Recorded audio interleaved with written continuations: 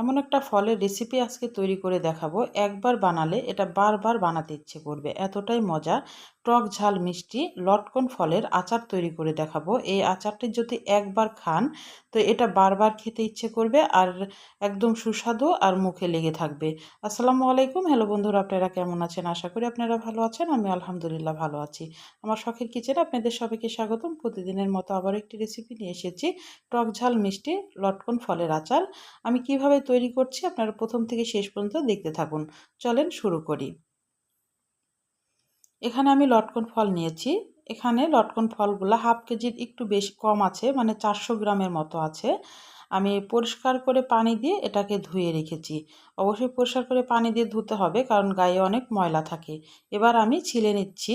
ছিলে আমি ভিতরের যে ফলটা আছে সে ফলটা কিন্তু নিব ভালোভাবে। এভাবে ছিলে এখানে 4টা মতো বিচি থাকে, মানে দানা থাকে।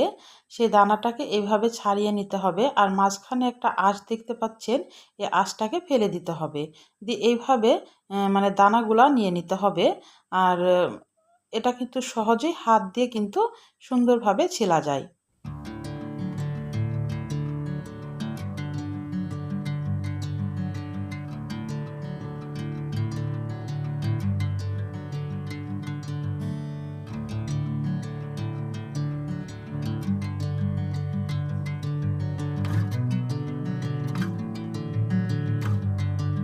এভাবে আমি সবগুলা একে একে ছিলে নিচ্ছি। ছিলতে কিন্তু খুবই সহজ হয়, মানে ছিলতেও কিন্তু এটা ভালো লাগে। আর এই ফলটা এমনিতেও কিন্তু মেখে খেতে অসম্ভব মজা লাগে। আর এই ফলটা কিন্তু অনেক উপকারী, অনেক ভিটামিন। আর এভাবে আচার তৈরি করে আপনারা সংরক্ষণ করে কিন্তু বছর জুড়ে এই লটকন ফলের আচারটা কিন্তু তৈরি করে খেতে পারেন। আর আমি আচারটা অবশ্যই একদম তেল ছাড়া কিন্তু আচারটা তৈরি করব, এটা সবাই খেতে পারবে। আমার সবগুলাই কিন্তু ছাড়া হয়ে গেছে। এবার আমি আচারের জন্যে আমি দিয়ে দিলাম ফলগুলা। যে দানাগুলা বের করলাম সে দানাগুলা দিয়ে দিলাম। এবার পরিমাণ মতো চিনি দিয়ে দিলাম, অল্প একটু পানি দিলাম। আর আমি তেল ছাড়া আচারটা তৈরি করব।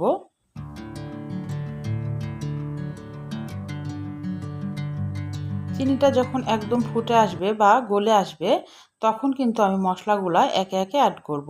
আপনারা দেখতে থাকুন আমি কিভাবে এই লটকন ফলের টক ঝাল মিষ্টি আচারটি তৈরি করছি।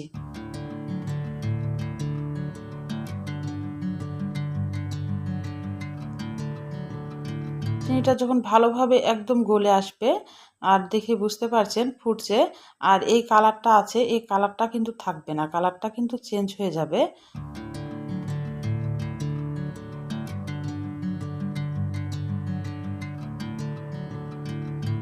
এবার সামান্য একটু লবণ দিয়ে দিলাম। তারপরে এটা পাঁচফোড়নের গুঁড়া, যে পাঁচফোড়নটা আছে সেটা আমি গুঁড়া করে নিয়েছি। আর চিলি ফ্লেক্স দিয়ে দিলাম, মানে শুকনা মরিচটাকে আমি আধা ভাঙ্গা করে নিয়েছি, সেটা দিয়ে দিলাম হাফ টেবিল চামচ মতো। আর ওই যে পাঁচফোড়নটা দিয়েছি হাফ টেবিল চামচ মতো, লবণও কিন্তু হাফ টেবিল চামচ মতো দিয়েছি। এখন ভালোভাবে এটাকে নাড়তে হবে। নাড়ানোর পর যখন সবগুলো একসঙ্গে মিশিয়ে যাবে, তখন একটু ঝালের জন্য আমি শুকনা মরিচের গুঁড়া দিয়ে দিলাম। এটা মানে শুকনা মরিচের গুঁড়া দিলাম, আর ওটা চিলি ফ্লেক্স দিলাম। এই আচারটাতে এভাবে চিলি ফ্লেক্স দিলে খেতে কিন্তু খুবই ভালো লাগে। আর মুখে যখন পড়ে অসম্ভব মজা লাগে, মানে আচারের মতো লাগে, আবার চাটনির মতো লাগে।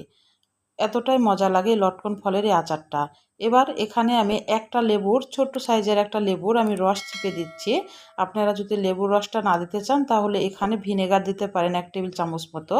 বা যদি ভিনেগারও না থাকে আপনারা অল্প একটু তেঁতুল পানিতে গুলিয়ে আপনারা দিয়ে দিতে পারেন।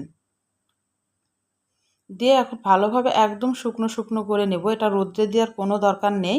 এটা কিন্তু এমনি নর্মাল ফ্রিজে আপনারা সারা বছর বয়মে কিন্তু এটা রেখে খেতে পারবেন, এভাবে বেশি করে যদি তৈরি করে নেন।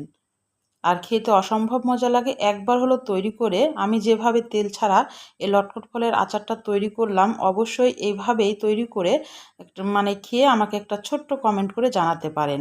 তাহলে আজকের মতো বিদায় নিচ্ছি। আপনারা সুস্থ থাকবেন, ভালো থাকবেন। আবার কোনো নতুন রেসিপির সাথে হাজির হব। আর অবশ্যই লাইক দিয়ে ভিডিওটা দেখা শুরু করবেন। আল্লাহ হাফেজ।